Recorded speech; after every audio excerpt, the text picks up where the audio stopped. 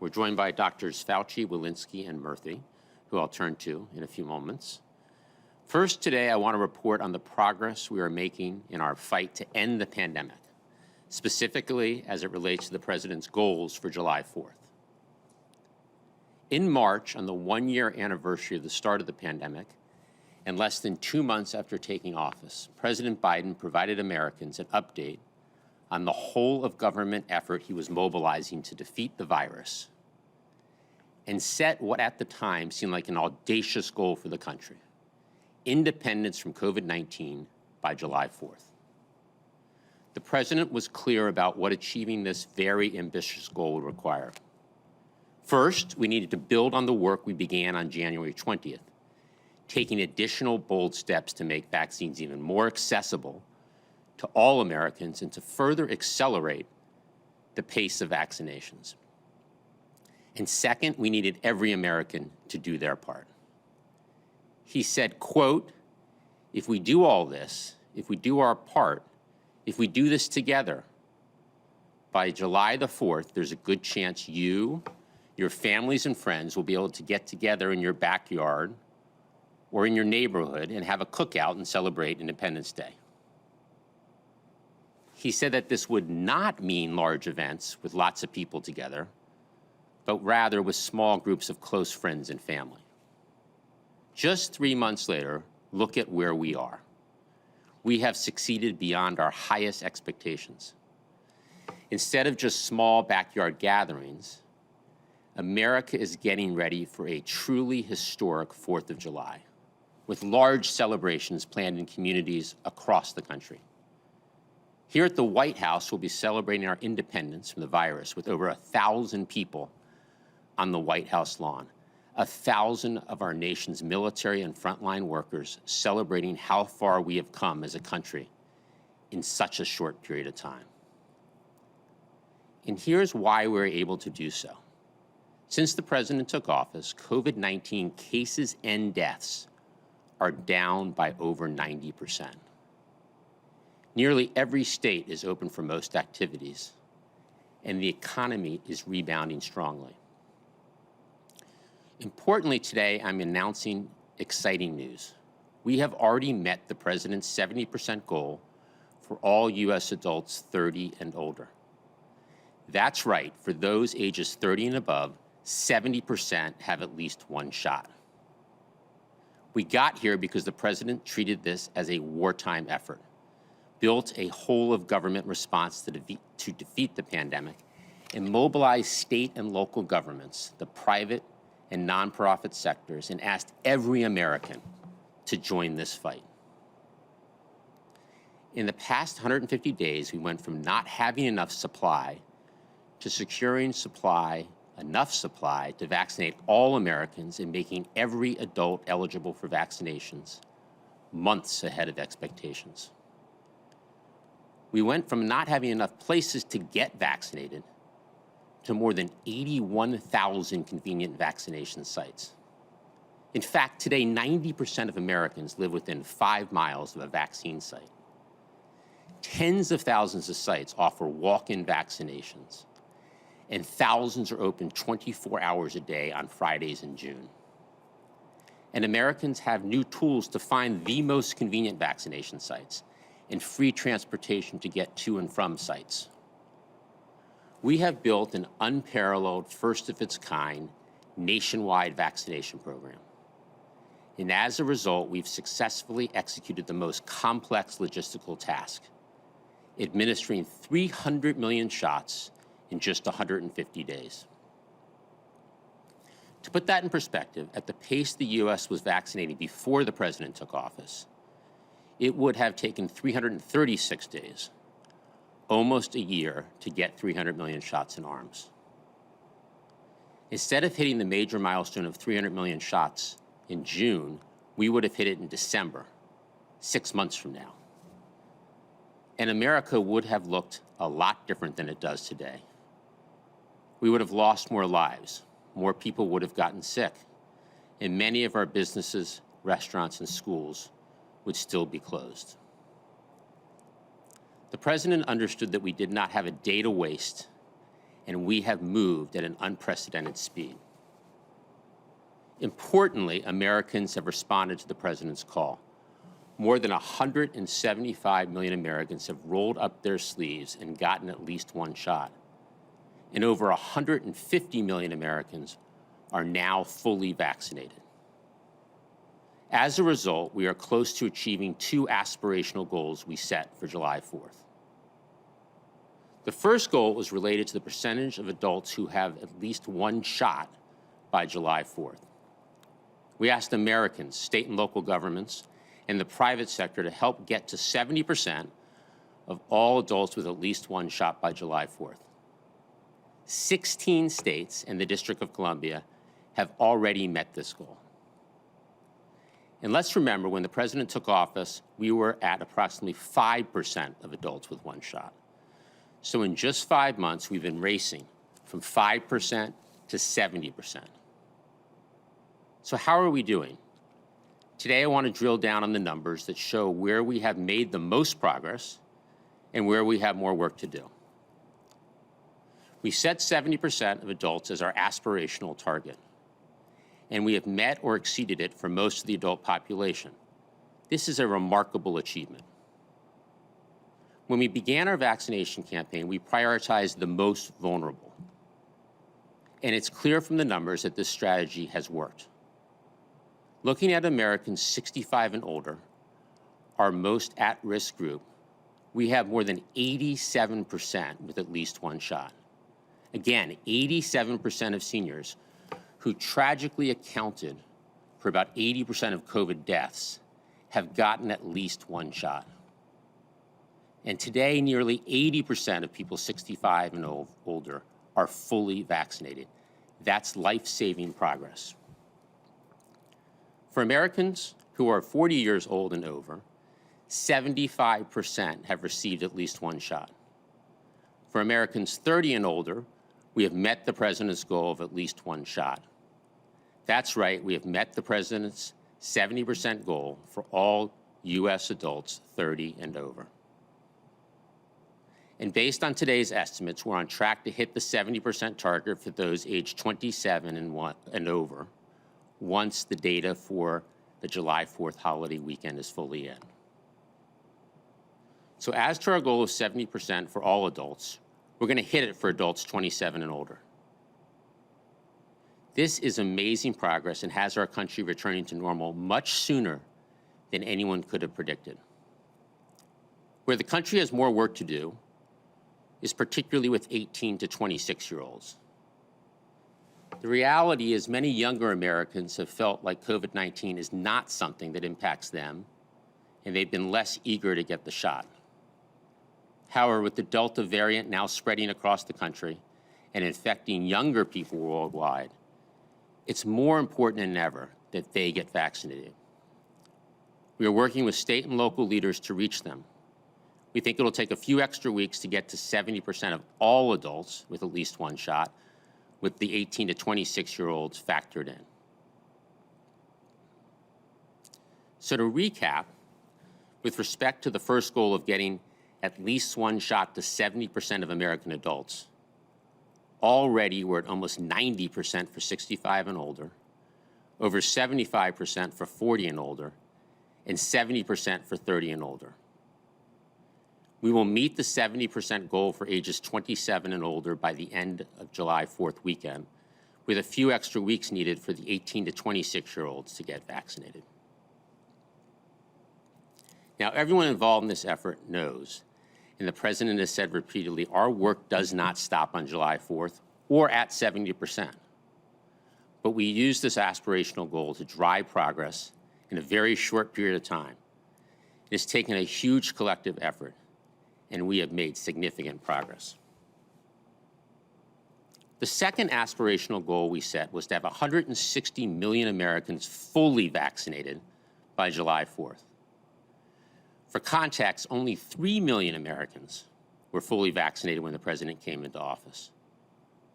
In just 5 months, we've grown that number from 3 million to over 150 million fully vaccinated Americans. That represents more than 56% of the adult population.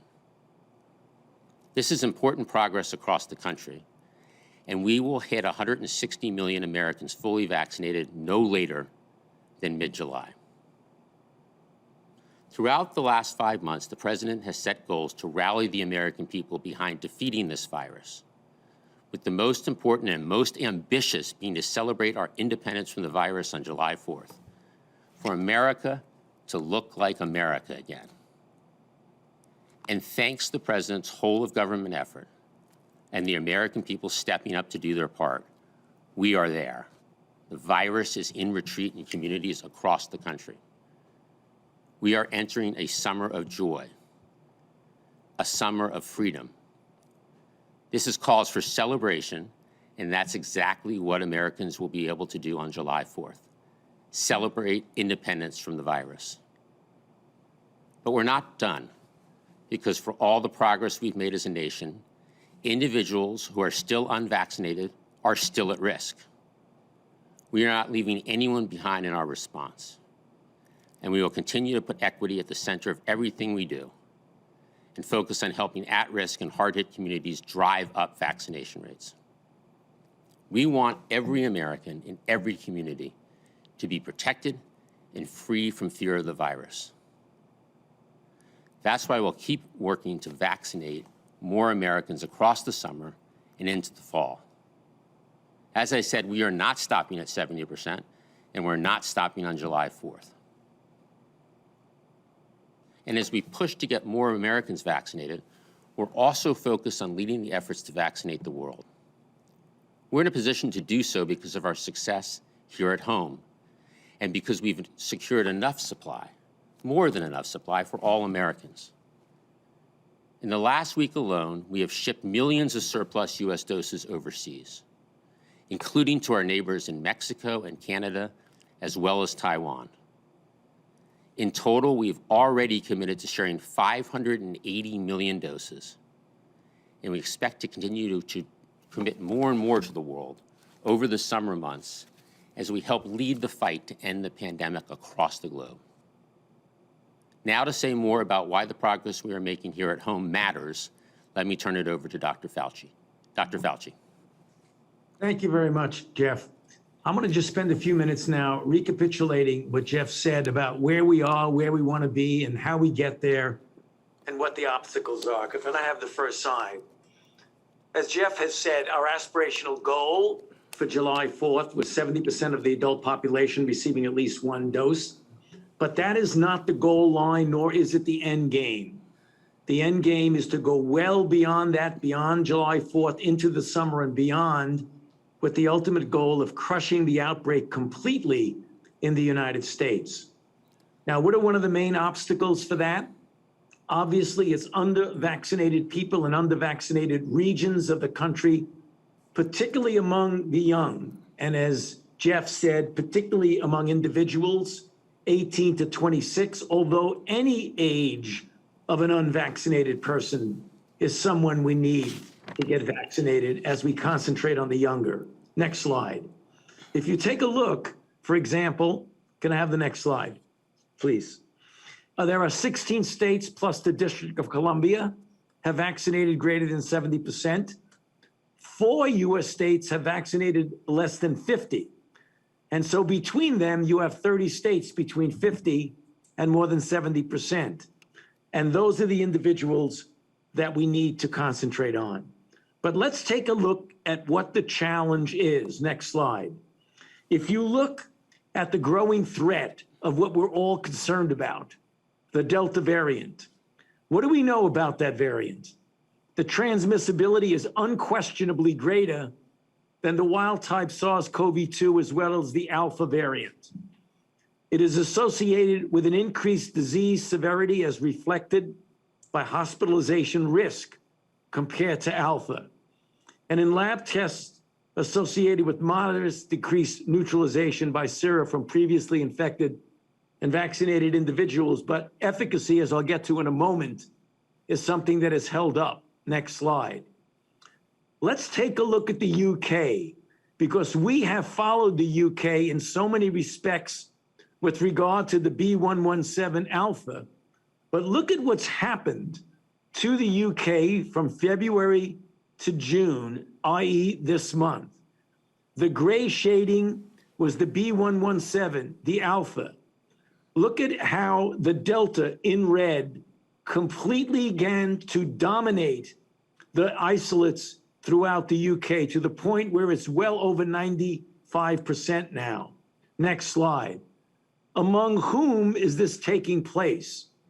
The Imperial College of London did a study in over 100,000 homes and looked and found that youth were driving the UK surge with a 5-fold higher positivity among children 5 to 12 and young adults 18 to 24 versus people older than 65 years old.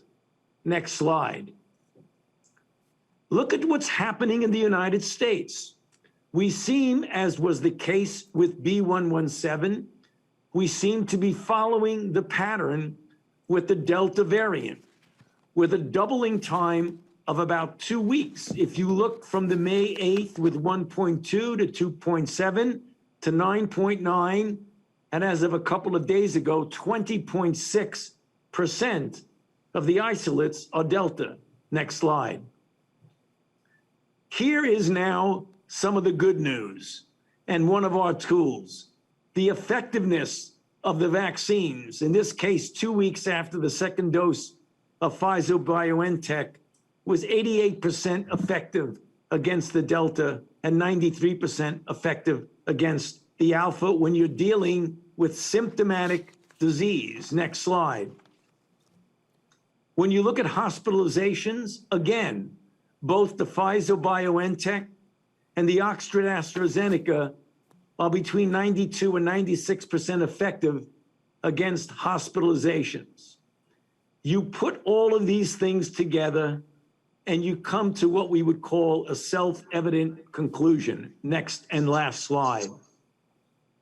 Similar to the situation in the UK, the Delta variant is currently the greatest threat in the US to our attempt to eliminate COVID-19. Good news, our vaccines are effective against the Delta variant.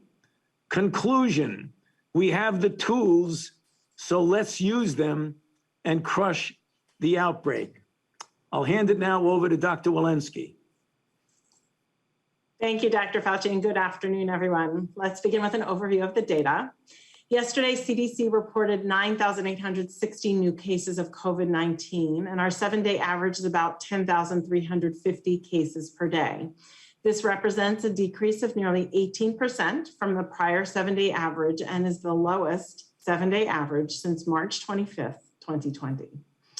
The 7-day average of hospital admissions is about 1,790 per day, a decrease of about 14% from the prior 7-day period. And the 7-day average of daily deaths have also declined to 273 per day. These numbers demonstrate the extraordinary progress we've made against a formidable foe.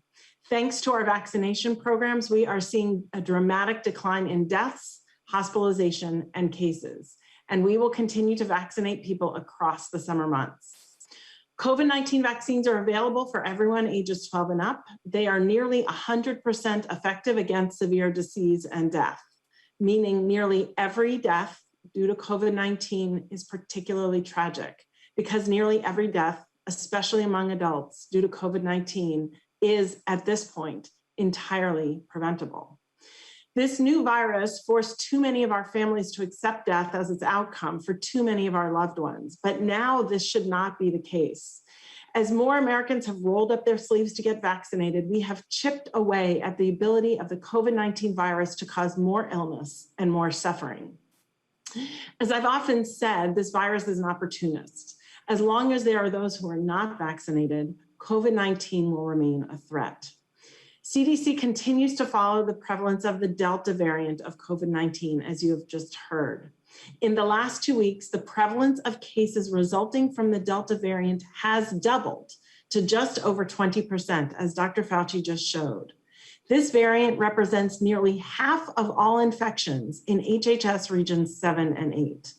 This is concerning but expected, knowing what we do about how efficiently this variant spreads. and by what we saw in the United Kingdom with this variant. We know our vaccines work against this variant. However, this variant represents a set of mutations that could lead to future mutations that evade our vaccine. And that's why it's more important than ever to get vaccinated now to stop the chain of infection, the chain of mutations that could lead to a more dangerous variant. While not everyone with COVID-19 may require hospitalization at the time of their infection, one of the unfortunate outcomes from COVID-19 is something known as post-COVID conditions, or long COVID. Post-COVID conditions are an umbrella term for the wide range of physical and mental health problems that occur 4 or more weeks after being infected with COVID-19. Current research suggests that up to 20% of people are reporting post-COVID condition symptoms, but additional research is needed and is ongoing with funding from NIH and CDC. Even people who did not have symptoms when they were infected can have post-COVID conditions.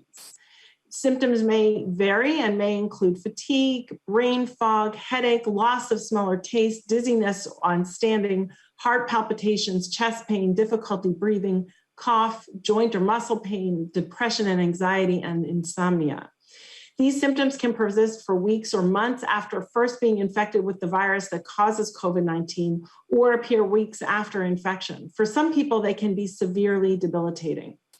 A recent study published in MMWR found that 2 out of 3 adults who had COVID-19 and were not hospitalized for their initial illness went on to have at least one outpatient visit for symptoms such as chest or throat pain, shortness of breath, fatigue, and cough, 1 to 6 months after they were initially diagnosed with COVID-19. The study also found that more than 1 in 3 patients had to be referred to a specialist, such as doctors that specialize in pulmonology, neurology, cardiology, and behavioral mental health. In other words, even patients who were not hospitalized for COVID-19 infection were commonly referred for additional evaluation for COVID-19 related symptoms and conditions after their initial illness. We have seen post-COVID conditions in people of all ages, and this makes it even more important for anyone who is eligible to get vaccinated. There are many benefits of vaccination, including preventing serious illness and death, but also the kind of long-term effects associated with post-COVID conditions. I invite you to visit the CDC website to review new information to help healthcare professionals in evaluating caring for patients with post-COVID conditions. CDC is continuing to work to identify how common these longer-term effects are, who is most likely to get them, and whether symptoms eventually resolve. Multi-year studies are also underway that will help us better understand post-COVID conditions and understand how to treat patients with these longer-term effects. Thank you. I'll now turn things over to Dr. Murthy. Well, thank you so much, Dr. Walensky. As Jeff laid out for us, we've made remarkable progress in the last 6 months to get people vaccinated. And our work isn't done yet, especially among young adults, 18 to 29-year-olds. Today, I want to talk about what we've been doing to increase our efforts to connect with them and to ensure that they know that they can and should get vaccinated.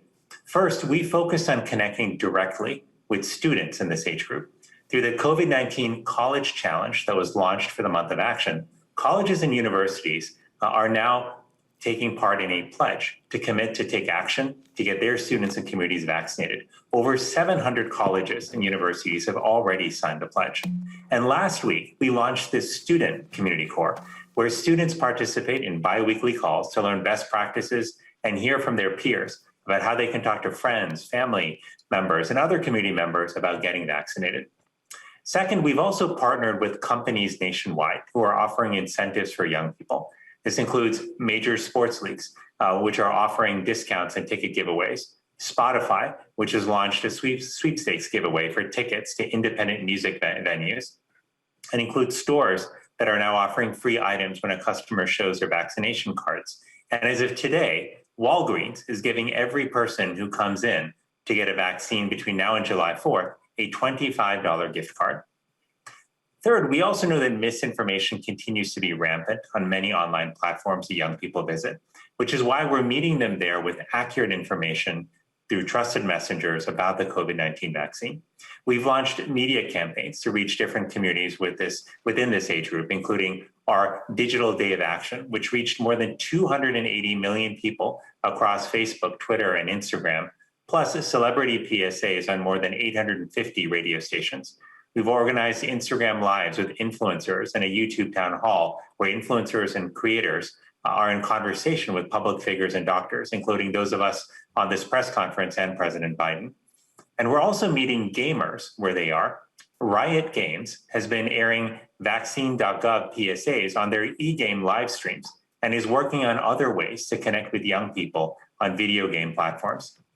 In addition to all of this, we are asking all young people to have conversations with friends and family members, encouraging their communities to get vaccinated and actually helping them then get to a vaccination site, which you can do more easily than ever before, given how many sites we have and how easy it is to find them at vaccines.gov or by texting your zip code to get vax or to vacuna. You know, when we look back at our history as a country, it's clear that so many of our most meaningful movements for change have been led by young people, whether it's the civil rights movement or our original fight for independence in America. And this generation of young adults has shown time and time again their incredible energy and power to drive change. Today, they have the power to get vaccinated, to help their family and friends get vaccinated, and to help protect our nation. I believe they will rise to the challenge, and we will be there to work with them and to support them at every step of the way. Thank you all, and I'll turn it back over to Jeff. Wonderful. Thank you, doctors. Now let's open it up for a few questions. Thanks, Jeff. We only have time for a few questions today, but first we're going to go to Sharon Lafreniere at New York Times.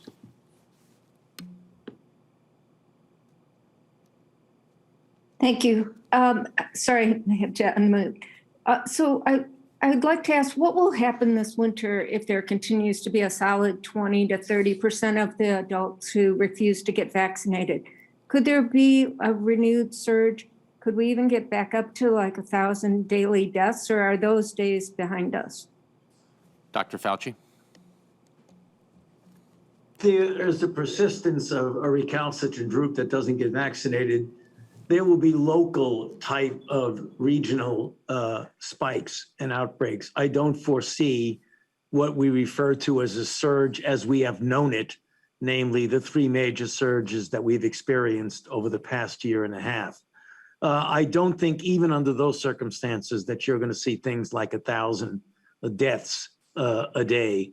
I think that is a bit much, but there is a danger, a real danger, that if there is a persistence of a recalcitrance to getting vaccinated, that you could see localized surges, which is the reason why I want to emphasize what all four of us have said. All of that is totally and completely avoidable by getting vaccinated.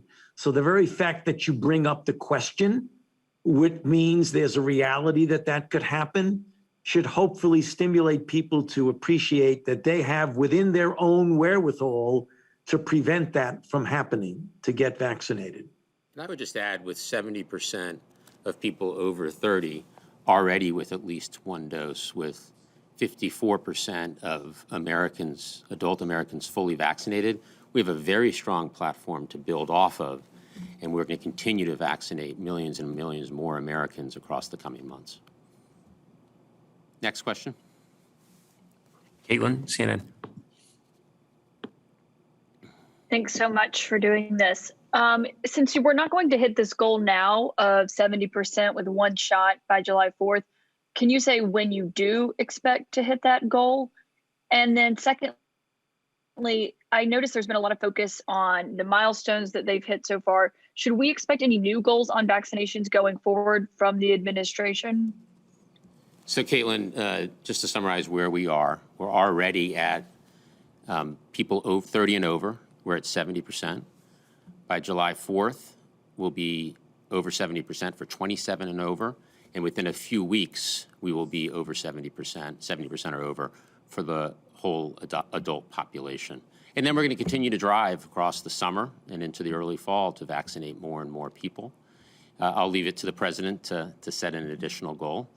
He's our goal setter, and he's done a great job at setting aspirational and ambitious goals that have really driven our success.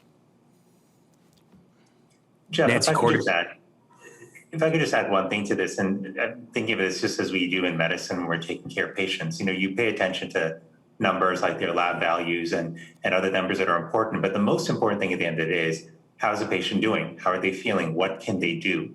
And similarly, when we think about this effort, the most important goal that we're focused on is what can people in our country do as a result of this vaccination effort?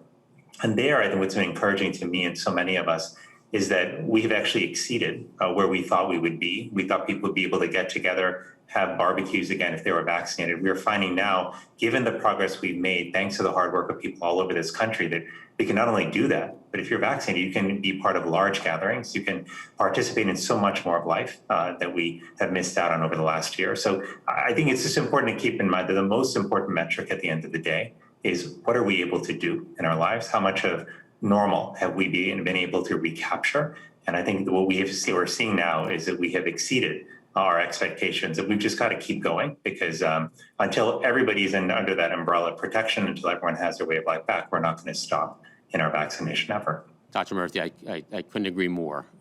We are going to have a 4th of July celebration, which is beyond everyone's highest expectations. Next question. Let's go to Nancy Cordes at CBS. Thank you so much. I'd love to hear from any of you about how you came up with the 70% goal in the first place. What led you to that particular number? And what do you think is the main thing that kept you from getting over that finish line? Did you assume that young people would get vaccinated in larger numbers than they have? That would be great. Thanks. So we did that as a team, relying very heavily or exclusively on the docs and scientists, many of whom are on this call. Dr. Fauci, why don't I turn it to you as to the 70% and where we are relative to 4th of July and where we're headed. Dr. Fauci. Some of you may remember when we were talking about this concept of herd immunity, and I repetitively said, we don't know what that number is, but you can make a reasonable, intelligent estimate that it's somewhere between 70 and 85%, because remember, herd immunity is a combination of individuals who are vaccinated and individuals who are protected because of prior infection. The lower number of that was 70. It seemed like a reasonable number to do. It was empiric. I mean, there was no mathematical certainty to it. But I know that most of us agreed that that was quite a reasonable number. You did say something that's interesting. You said reach the goal line. That's not the goal line. That's the aspirational goal. The goal line is to completely crush this outbreak. And that's the end game that I showed on my first slide. So no one should think that when we reach this 70% across the country, that we're done. We are not done until we completely crush this outbreak. And maybe just to emphasize the importance of the second dose. So the 70% is a first dose benchmark, but we also want people to get the second dose for their 2-dose vaccines. One more question. Yep, Zeke, AP. Thanks for doing this.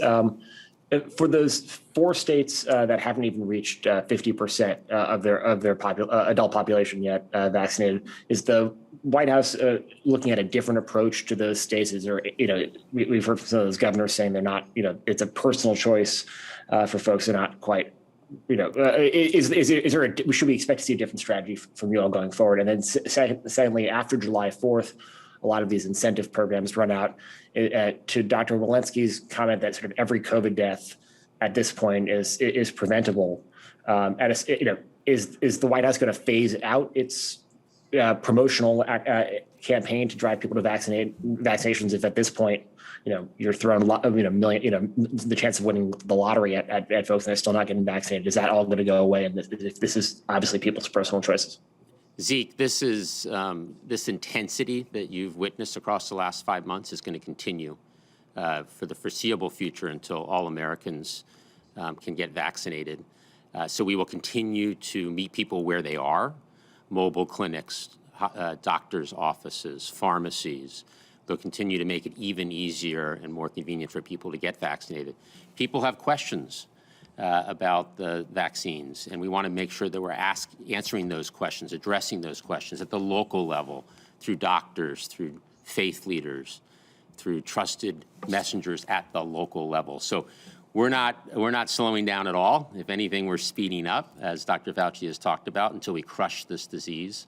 And we'll continue to do everything we can to get as many Americans vaccinated as possible. Dr. Murphy, anything to add there?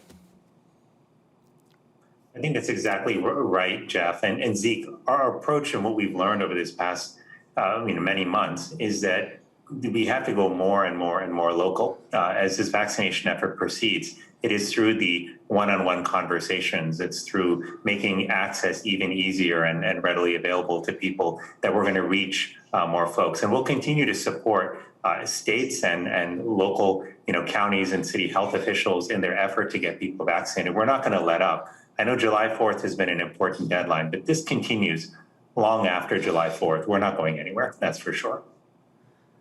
Well, thank you, everybody. Thank you for joining the briefing, and we'll look forward to seeing you at the next one. Thank you.